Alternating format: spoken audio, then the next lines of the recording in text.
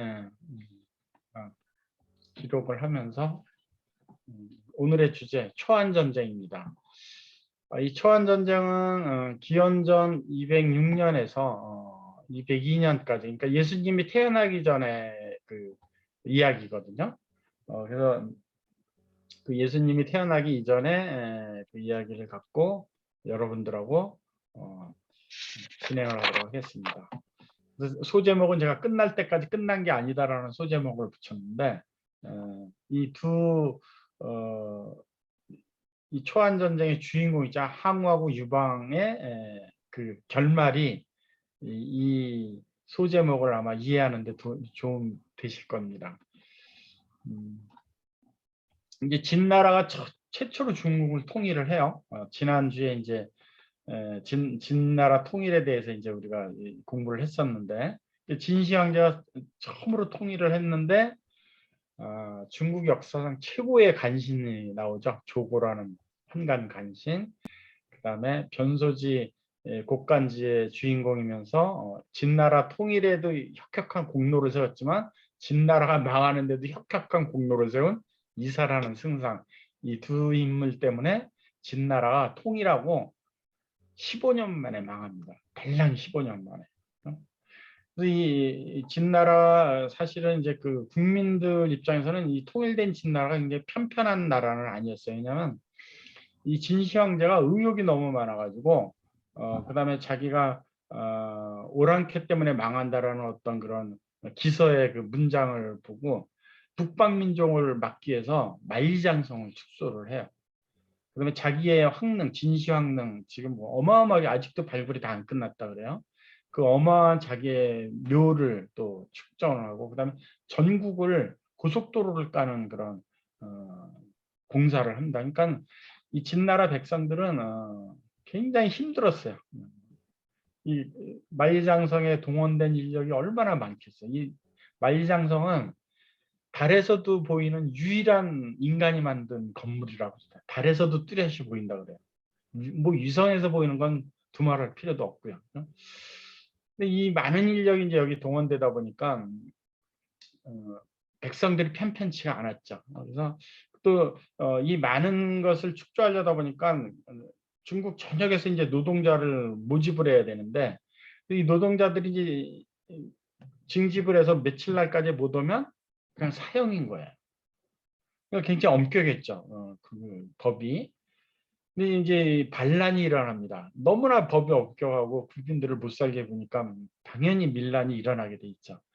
그래서 시작이 이제 진승오강의 난이 일어납니다. 이 진승오강이라는 사람은 만리장성을 건설하기 위해서 소집된 노동자예요. 근데 시간 안에 가야 되는데 장마를 만나가지고 시간 안에 못 가게 된 거예요. 이거 어차피 가봐야 늦게 왔다라고 사형당할 텐데 우리 봉기하자. 그래서 반란을 일으킵니다. 그래서 이 진승오강의 난이 통일된 진나라의 최초의 이제 첫 민란이 되면서 이제 진나라는 이제 망해가기 시작하거든요. 그래서 15년 만에 망하는데 진승오강의 난을 이제 기념하는 기념주화도 있어요. 5위안짜리 중국 동전이 있습니다. 그러니까 중국 역사상에서도 이들의 난이 실패한 난이지만 이렇게 가치를 인정받고 있어요. 밀란으로서.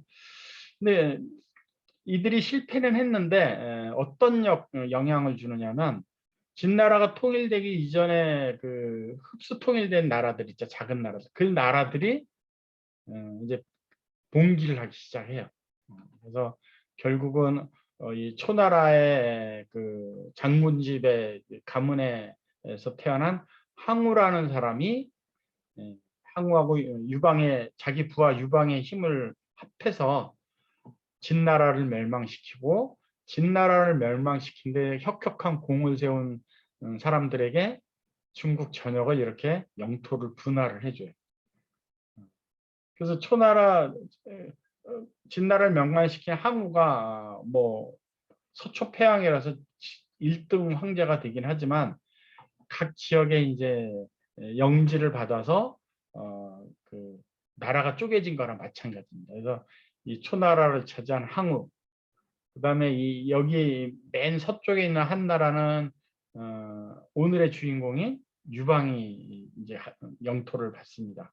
근데 이 서쪽으로 이 중국 여기는 이제 산맥이 있거든요. 이 서쪽으로 유방을 나라를 땅을 배정한 이유는 가장 두려운 존재였거든요.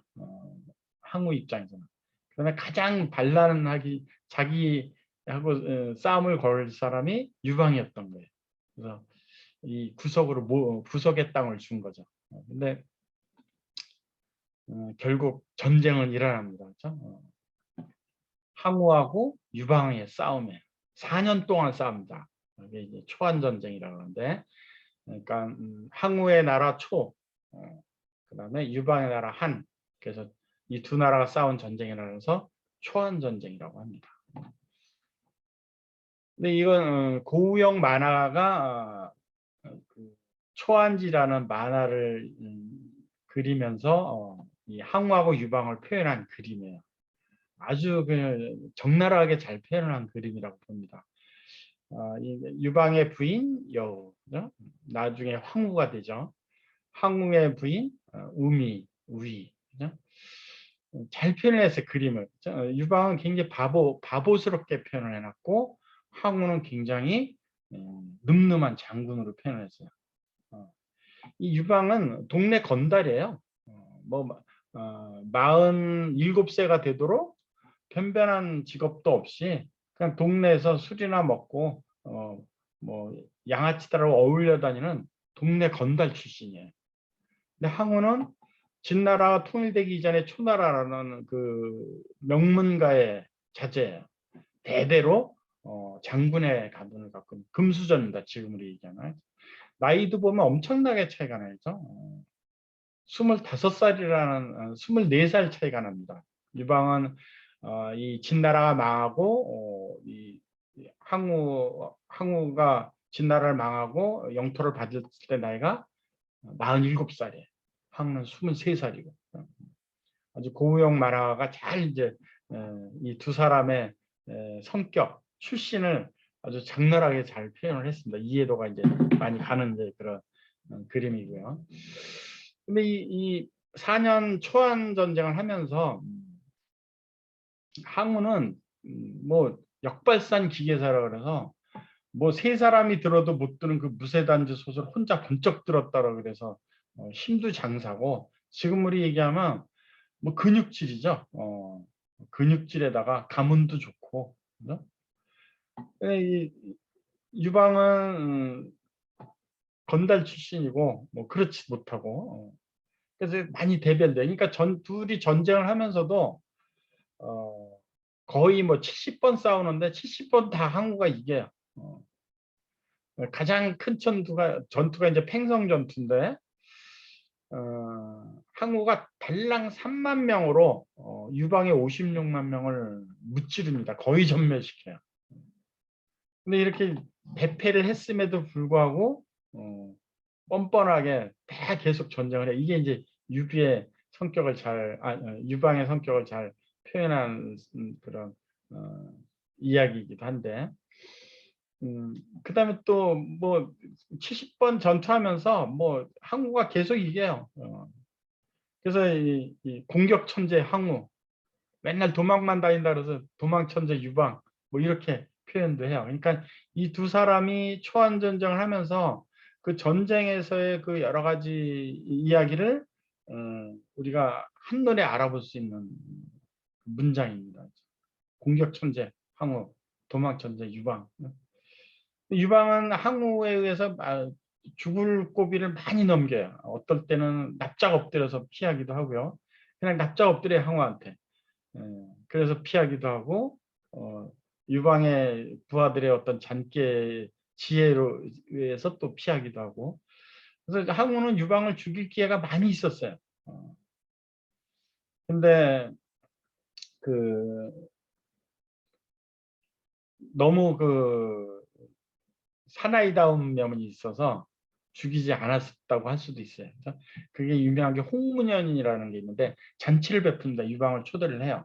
사실은 유방의 책사 범증이 계략을 꾸민 거예요. 유방을 잔치에 초대를 해서 죽이려고. 근데 그때 이제 항우가 죽일까 말까 고민을 해요. 근데 결국은 못 죽입니다. 그렇죠? 그래서 하여간 이 두 사람의 그 성품을 잘 나타낸 그런 대목입니다. 그렇죠? 공격 천재 항우, 도망 천재 유박. 근데 마지막 전투, 딱 한 번의 전투에서 항우가 집니다. 이게 해야 전투라는 건데,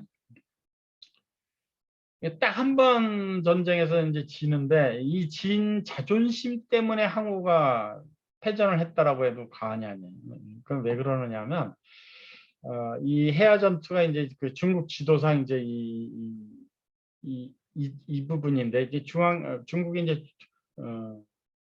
동쪽 부분 중앙에 있는 지역이에요.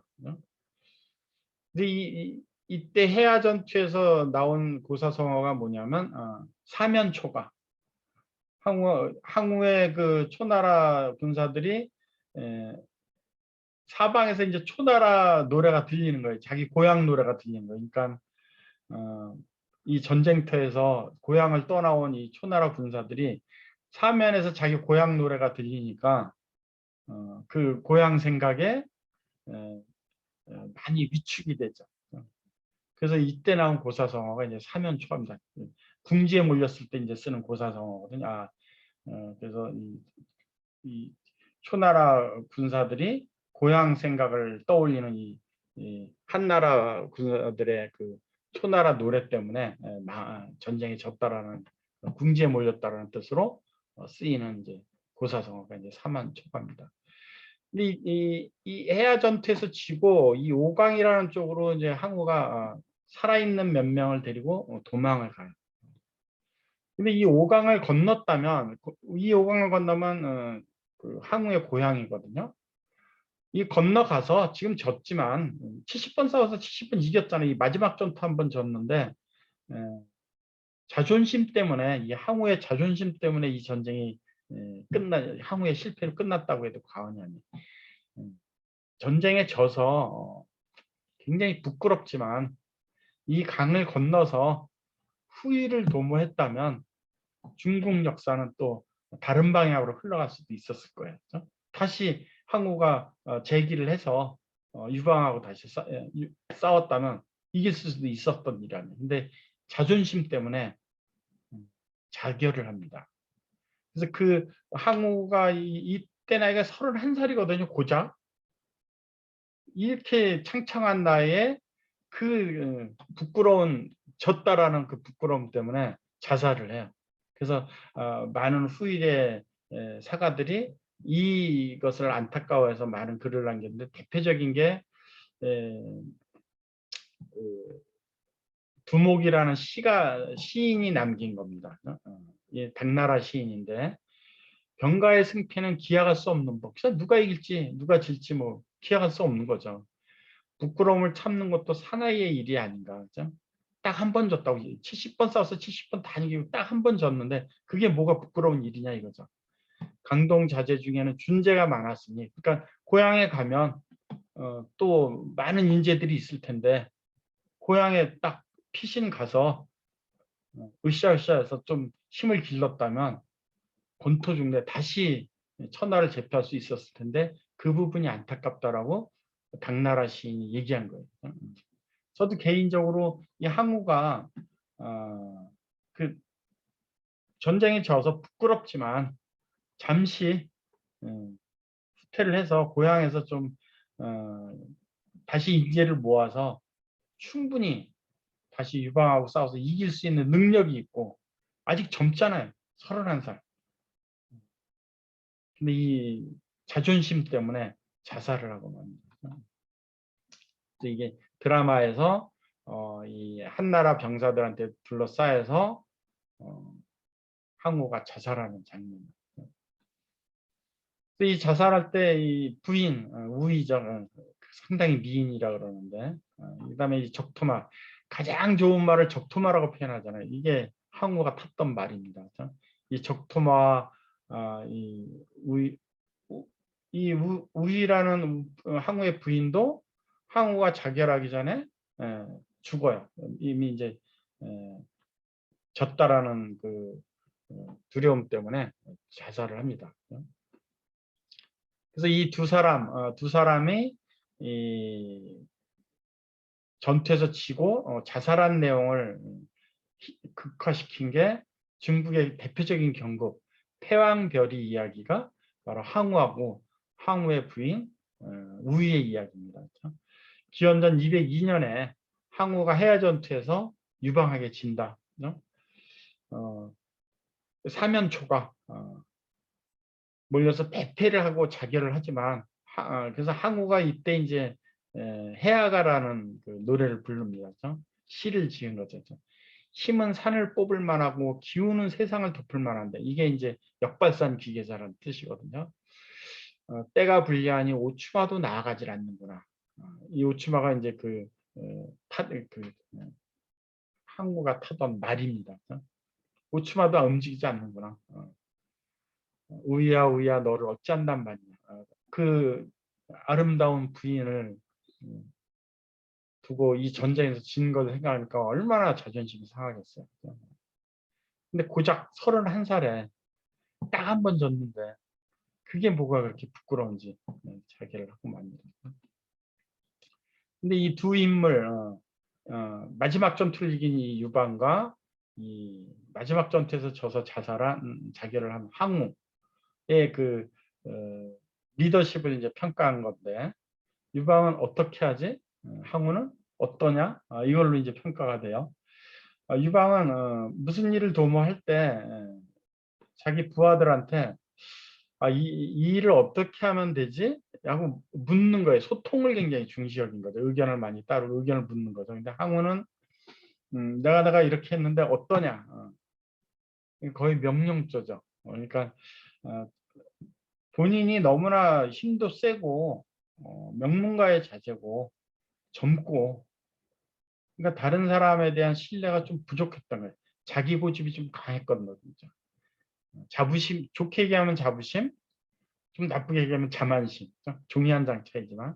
그러니까 이 자부심이 너무 강했기 때문에 자존심이 너무 강했기 때문에 한 번 졌는데 이 31살 창창한 나이임에도 불구하고 그 부끄러움을 못 견디고 후위를 기다려서 다시 한번 재기를 할 수 있는 충분한 여건을 갖고 있음에도 불구하고 스스로 무너진 그런 결과가 이 항우의 쓸데없는 자존심, 쓸데없는 그 자기 과신 이런 거에서 비롯됐다고 이제 우리가 얘기할 수 있죠.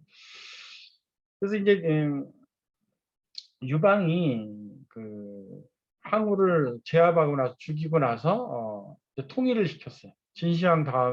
진시황 통일 진나라 다음에 이제 또 두 번째 중국을 통일한 거죠. 한나라. 근데 통일하고 나서 이 유방이 이제 한 이야기예요. 나의 지략은 장량보다 못하다. 이 장량은 굉장히 지략가예요. 우리가 굉장히 똑똑한 주변 사람, 나의 장자방 하는 그 장자방이 장량이라는 사람입니다. 근데 국가행정은 내가 소화만 못하다. 전쟁은 내가 한신만 못하다. 이 한신 때문에 유방이 항우한테 이겼다고 해도 과언이 아니거든요. 전쟁의 신이라고 불리는 사람입니다. 전쟁 내가 한신만 못하다. 그러나 이 세 사람을 내가 리크루팅 했기 때문에 나는 천하를 얻었다. 근데 단 항우가 굉장히 믿었던 책사가 있어요. 범증이라는 책사입니다. 범증이 유방을 죽이라고 누누이 얘기했던 사람이에요. 저 사람은 나중에 최대의 적이 될 테니까 죽여라 했는데 항우가 그 말을 안 들었어요. 쉽게 죽일 수 있는 순간이 많았었거든요. 근데 이 범증 한 사람도 끝까지 믿지 못했기 때문에 졌다 이렇게 평가를 해요. 이게 맞는 얘기일 수도 있습니다. 근데 이 두 사람의 이제 그 성품이 많이 대별되는 건데 그래서 유방은 건달 출신임에도 사람들을 좋아하고 주변 사람들의 말을 경청을 하고 그 지혜로운 사람의 지혜를 갖고 나라를 운영했기 때문에 중국을 통일시킬 수 있었다라는 하는 것이 이제 후사가들의 대부분의 이제 평가입니다. 그래서 이 한 나라가 한 400년 동안 이제 운영이 돼. 이 4년 전투에서 이기면서 한 나라가 이제 세워진 거죠. 그래서 이 이 한나라의 한자가 지금 한족을 할 때 이 한자 써요. 근데 중국 문자를 한자라고 해요. 그러니까 이 한나라가 400년 동안 번성하면서 만들어 놓은 유산이에요. 독특한 이 중국의 민족을 이 한족이라고 하고 중국의 글자를 한자라고 합니다. 400년 동안 한나라가 중국을 운영을 하게 됐죠. 이 초나라하고 한나라의 싸움을 비유해서 생긴 놀이기구가 장기예요, 장기.